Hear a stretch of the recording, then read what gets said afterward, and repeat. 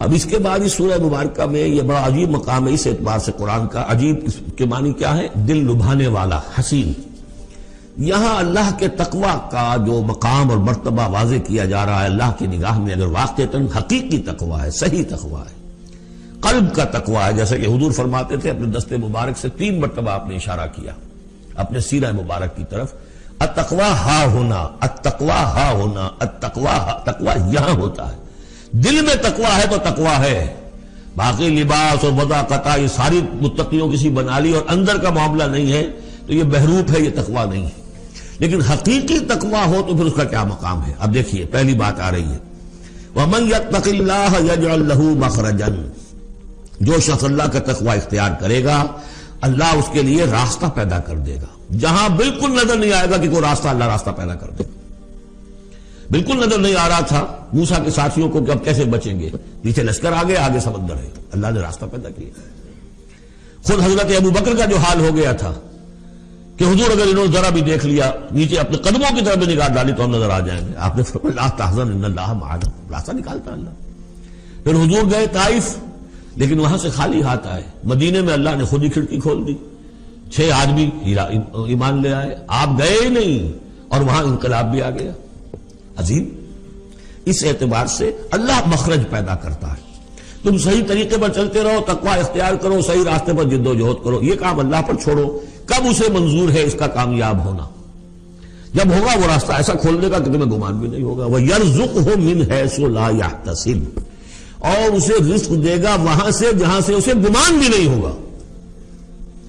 اقامت دین کی جد و جہد ہو، غلبہ دین کی جد و جہد ہو، اپنے آپ کو اجن صلاتی و نسکی و محیایا و مماتی اس کا فیصلہ کرنا ہو تو سب سے بڑی رکاوٹ آتی کھائیں گے کیا؟ تو اللہ تو کہتا ہے راضی میں ہوں. ہے ایمان اور یقین اس پر؟ کر کے دیکھو تو صحیح، اس پر اعتماد تو کرو.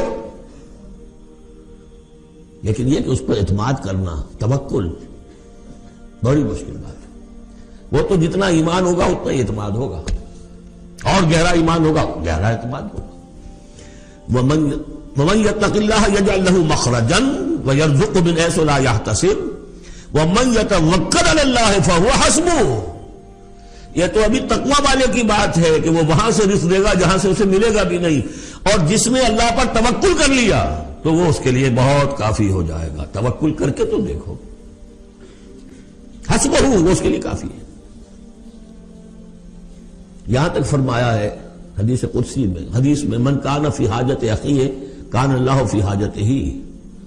اگر کوئی مسلمان اپنے کسی بھائی کی ضرورت پوری کرنے میں لگ رہا ہے، اپنا وقت صرف کر رہا ہے، اللہ اس کی ضرورت پوری کرنی شروع کر دیتا ہے.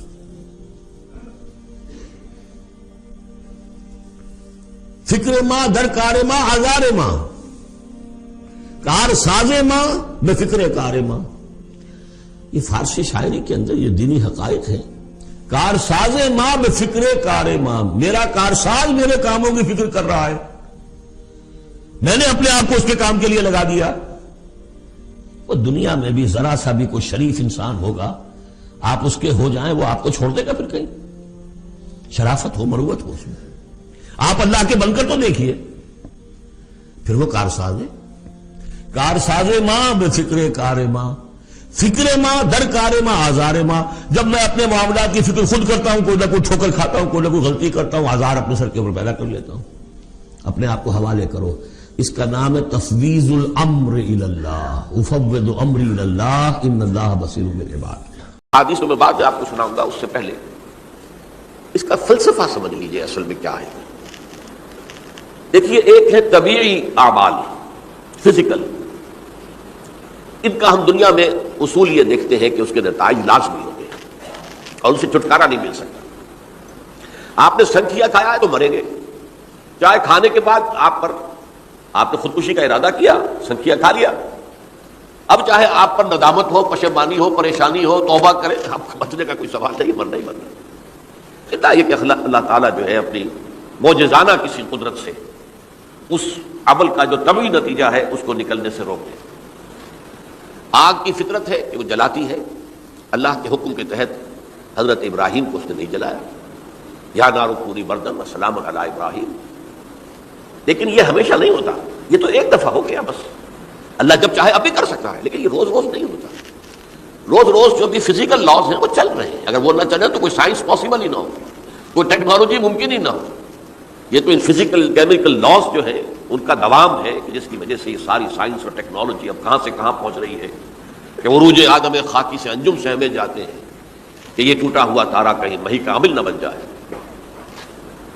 تو یہ توبہ جو ہے فزیکل اعمال میں مفید نہیں ہے. چاہے آپ پر یہ احساس میں کیا کر بیٹھا، کیا میں نے کیا، کیوں میں نے کھا لیا، یہ سب کیا، تو توبہ سے کرے.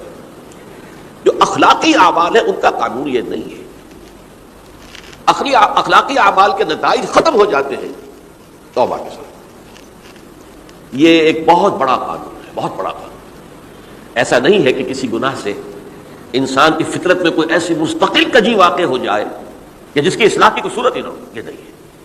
بڑے سے بڑے گناہ، بڑے سے بڑے گناہ توبہ کرو، خلوص دل سے کرو. جو اس کے اصول ہیں، جو اس کے قواعد ہیں، جو اس کے ضوابط ہیں، جو اس کی شرائط ان کو پورا کرو. تو بڑے سے بڑے اعمال، برے سے برے اعمال، میں حدیثیں آج آپ کو سناؤں گا، حیران کروں. کیونکہ عام طور پر یہی ہوتا ہے کہ مباحث میں چونکہ لوگوں کو اصلاح کی ترغیب دلانی ہوتی ہے تو وہ جو انذار کا پہلو ہے اسے زیادہ نمایاں کیا جاتا ہے. اللہ کی طرف سے شدید ذو انتقام، اللہ انتقام لینے والا ہے، اللہ سزا دینے والا ہے. لیکن یہ دوسرا پہلو جو ہے وہ بھی اپنی جگہ پر بہت اہمیت کا ہے کہ طبیعی اعمال کے نتائج اور عواقب اور اخلاقی اعمال کے نتائج و عواقب یہ ایک جیسے نہیں ہیں. اب اس معاملے میں تاریخ مذاہب عالم میں جو بہت بڑی غلطی ہوئی، بہت بڑی غلطی ہوئی، بہت بڑی غلطی ہوئی. تورات میں حضرت آدم اور حوا علیہ السلام سے جو غلطی اور خطا ہو گئی تھی، آپ اندازہ کیجئے کیا مقام اللہ نے عطا کیا تھا. سارے فرشتوں کو ان کے سامنے سجدہ کروا دیا تھا اور ایک ہی حکم تو دیا تھا نا کہ اس درخت کے قریب نہ جانا. اور تو ابھی کوئی شریعت نہیں تھی، کوئی لمبے چوڑے احکام نہیں تھے. کھاؤ جہاں سے چاہو، اس ایک درخت کے پیچھے پاس نہ جانا. فَلَا تَقْرَبَا هَٰذِهِ الشَّجَرَةَ فَتَكُونَا مِنَ الظَّالِمِينَ.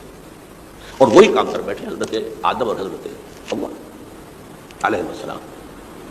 کتنا بڑا گناہ، کتنا بڑا گناہ، کتنا بڑا گناہ. لیکن قرآن نے وضاحت کر دی کہ آدم نے توبہ کی، اللہ نے معاف کر دیا. اللہ تعالیٰ سے کلمات سیکھے، ندامت دل میں پیدا ہو گئی حضرت آدم کو، لیکن الفاظ نہیں تھے. کن الفاظ میں اللہ سے معافی مانگوں، مجھ سے خطا ہو گئی، بہت بڑی غلطی ہو گئی. وہ الفاظ بھی اللہ نے سکھائے. فَتَلَقَّىٰ آدَمُ مِن رَبِّهِ كَلِمَاتٍ. یہ ہے جس میں کہ وہ علامہ اقبال کا ایک شعر ہے ان کے نوجوانی کے دور کا، جس پر میں بھول رہا ہوں کہ داغ دہلوی تھے یا کوئی اور تھے کہ جنہوں نے علامہ سے کہا تھا میاں اس عمر میں اور یہ شعر. اس بڑی محفل میں بات آئی تھی کہ موتی سمجھ کے شان کریمی نے چن لیے قطرے جو تھے میرے عرق انفعال کے. انفعال کہتے ہیں عربی میں پشیمانی، شرمندگی. اور عام طور پر جو کسی انسان پر پشیمانی اور شرمندگی طاری ہوتی ہے تو پیشانی جو ہے اس پر کچھ پسینہ سے آتا ہے. تو قطرے جو تھے میرے عرق انفعال کے موتی سمجھ کے شان کریمی نے چن لیے. اللہ کی نگاہ میں ان کی اتنی قیمت، ان کی اتنی وقت میرے بندے نے پشیمانی اختیار کی ہے اپنے اس غلط کام کے اوپر، اس سے رنج اور افسوس ہو رہا ہے. تو اللہ کی نگاہ میں اس کی یہ عظمت ہے، یہ قدرت ہے. تو اللہ تعالیٰ نے جب حضرت آدم کے دل میں وہ پشیمانی پیدا ہو گئی تو الفاظ نہیں تھے. کن الفاظ میں؟ ہم کہتے ہیں نا کہ مجھے سمجھ نہیں آ رہا کہ میں کس منہ سے آپ سے بات کروں، میری یہ حیثیت نہیں ہے میں کن الفاظ میں اپنی جو ہے خطا کا اعتراف کروں. تو اللہ نے وہ کلمات خود سکھا دیے. فَتَلَقَّىٰ آدَمُ مِن رَبِّهِ كَلِمَاتٍ فَتَابَ عَلَيْهِ إِنَّهُ هُوَ التَّوَّابُ الرَّحِيمُ. یہ چیز کہیں تورات جب دوبارہ مرتب ہوئی ہے تو وہ نکل گئی، اس میں رہ گئی، باقی اس میں شامل نہیں. یہ تاریخی اعتبار سے جان لیجئے تورات جو ہے وہ آج سے 2500 بلکہ 2600 برس قبل سے دنیا سے غائب ہے. یہ تورات کا جو نسخہ تھا یروشلم میں 587 قبل مسیح میں جب نبوکدنضر نے، شاید آج کل آپ دیکھ رہے ہوں یہ عراق کی جنگ میں عراق کے جو خاص ڈویژنز ہیں عراقیوں کے ریپبلکن گارڈز کے، ان میں سے ایک کا نام جو ہے وہ نبوکدنضر ڈویژن ہے، ایک کا حمورابی ڈویژن ہے. حمورابی جو ہے عراق کا بہت پرانا بادشاہ تھا اور تاریخ انسانی میں سب سے پہلا قانون اس نے مرتب کیا تھا. حمورابی یہ بہت پرانی تہذیب ہے، دنیا کی غالباً سب سے زیادہ اینشنٹ تہذیب جو ہے وہ عراق کی ہے. حضرت ابراہیم یہی پیدا ہوئے شہر ار میں. تو نبوکدنضر نے جب تباہ کیا تھا یروشلم کو 6 لاکھ آدمیوں کو قتل کیا اور 6 لاکھ کو قیدی بنا کر لے گیا بیبیلونیا. بابل کا لفظ بھی آج کل آ رہا ہے. کسی زمانے میں وہ عظیم شہر تھا دنیا کا، وہ معمولی سا شہر رہ گیا، نئے شہر بڑھ گئے. تو اس وقت سے اس نے جب یروشلم میں جو ہیکل سلیمانی حضرت سلیمان کی بنائی ہوئی مسجد تھی اس کو جب گرایا ہے، اس کے بعد سے وہیں پر وہ نسخہ رکھا ہوا تھا تورات کا. پھر دنیا میں وہ نسخہ اب نہیں ہے. یہودیوں کا کہنا ہے کہ موجود ہے مسجد اقصیٰ کے نیچے. وہ جب اس نے گرایا تھا تو جو نیچے تہخانے تھے وہ نہیں گرے تھے، وہ محفوظ رہتے، اوپر ملبہ آ گیا اور وہیں پر وہ تورات اور وہ تابوت سکینہ جس میں حضرت موسیٰ کا عصا بھی رکھا ہوا ہے اور بہت سے وہ من اور سلوہ کے بھی کچھ نمونے رکھے ہوئے ہیں، وہ تابوت سکینہ اس کا قرآن مجید میں سورہ بقرہ میں ذکر ہے، وہ بھی موجود ہے. اور جو ربائی وہاں اس وقت تھے ان کے علماء، ان کی لاشیں بھی وہاں پڑی ہوئی ہیں. وہ جب ہم کھدائی کریں گے تو دنیا میں سامنے آ جائے گی. لیکن بہرحال اس وقت جو مجھے کہنا تھا وہ یہ کہ چونکہ اصل تورات اس وقت گم ہو گئی، 150 سال کے بعد اسے پھر یادداشتوں سے کچھ مرتب کیا گیا تو اس میں غلطیاں پیدا ہو گئی. اب انسانی یادداشت کا معاملہ آ گیا. انہی میں سے ایک بڑی غلطی یہ ہوئی، اومیشن یہ ہوئی کہ حضرت آدم نے جو توبہ کیا اور اللہ نے قبول فرما لیا، اس کا ذکر اس میں نہیں ہے. اس سے نتیجہ عیسائیوں نے کیا اختیار کیا کہ وہ اوریجنل سن کہتے ہیں اسے، وہ جو ابتدائی گناہ تھا عظیم جو ہمارے جد امجد آدم سے سرزد ہوا تھا، اس گناہ کا اثر جو بھی بچہ نسل آدم میں پیدا ہوتا ہے وہ لے کر آتا ہے. یہ زمین و آسمان کا فرق ہے. اسلام کے نزدیک ہر بچہ جو پیدا ہوتا ہے وہ معصوم ہے بلکہ مسلم ہے. کل مولود یولد علی الفطرہ، جو بھی بچہ پیدا ہوتا ہے وہ فطرت اسلام پر پیدا ہوتا ہے. فَأَبَوَاهُ يُهَوِّدَانِهِ أَوْ يُمَجِّسَانِهِ أَوْ يُنَصِّرَانِهِ، یہ تو والدین ہیں اس کے جو اس سے مجوسی یا عیسائی یا یہودی بنا لیتے ہیں، ورنہ وہ تو مسلمان ہوتا ہے، فطرت کی کلین سلیٹ لے کر آتا ہے. عیسائیت کہتی ہے